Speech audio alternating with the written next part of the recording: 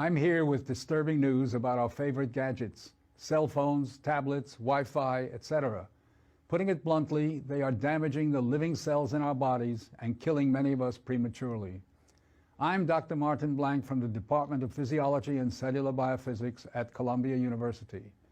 It is distressing for me and more than 160 colleagues who today are petitioning the United Nations requesting that they address this problem. We are scientists and engineers, and I am here to tell you we have created something that is harming us, and it is getting out of control. Before Edison's light bulb, there was very little electromagnetic radiation in our environment. The levels today are very many times higher than natural background levels and are growing rapidly because of all the new devices that emit this radiation. An example that a lot of us have in our pockets right now is the cell phone. One study shows that as cell phone usage has spread widely, the incidence of fatal brain cancer in younger people has more than tripled. We are putting cellular antennas on residential buildings and on top of hospitals where people are trying to get well. Wireless utility meters and cell towers are blanketing our neighborhoods with radiation. It's particularly frightening that radiation from our telecommunication and power line technology is damaging the DNA in our cells.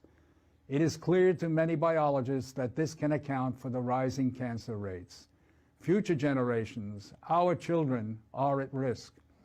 These biologists and scientists are not being heard on the committees that set safety standards. The biological facts are being ignored, and as a result, the safety limits are much too high. They are not protective. More protection will probably result from full disclosure of possible conflicts of interest between regulators and industry. Rising exposure to electromagnetic radiation is a global problem. The World Health Organization and international standard-setting bodies are not acting to protect the public's health and well-being. International exposure guidelines for electromagnetic fields must be strengthened to reflect the reality of their impact on our bodies, and in particular, on our DNA. Although we are still in the midst of a great technological transformation, the time to deal with the harmful biological and health effects is long overdue. We are really all part of a large biological experiment without our informed consent. To protect our children, ourselves, and our ecosystem, we must reduce exposure by establishing more protective guidelines. And so today, scientists from around the world are submitting an appeal to the United Nations, its member states, and the World Health Organization to provide leadership in dealing with this emerging public health crisis.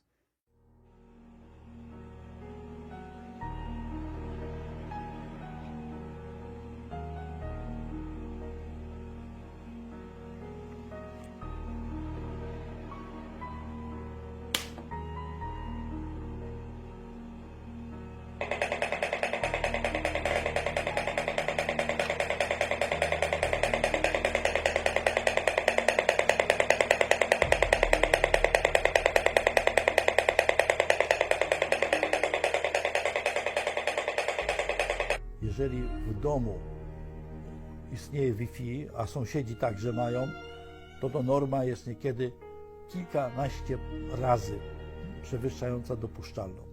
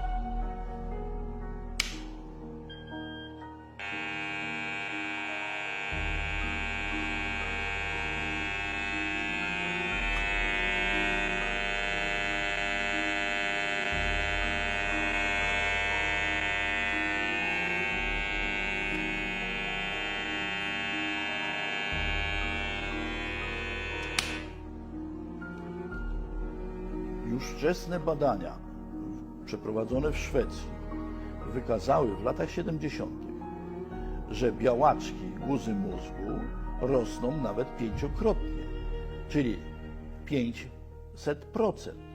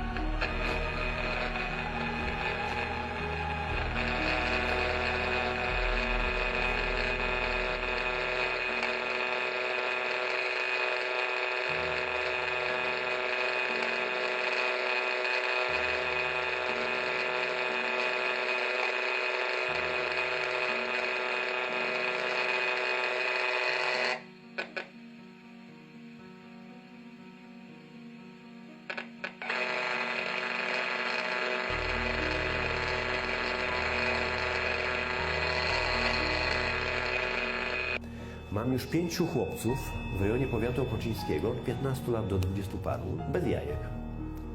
Dlaczego? A gdzie masz telefon? A ujmuj mi stąd telefon. Czy to jest śmieszne? To jest po prostu kolejna informacja przed wami zatajana. Tu jest kilka zdjęć wykonanych specjalną techniką, jak wzrasta uszkodzenie mózgu w zależności od czasu przyłożenia telefonu komórkowego. To trudno się potem dziwić, że dziecko jest krnąbrne, że nie jest posłuszne, że nie wykonuje poleceń, bo on ma uszkodzone płaty czołowe. A zrobiła mu to, w cudzysłowie, głupia mamusia, czy tatuś, czy babcia, która kupiła mu komórkę.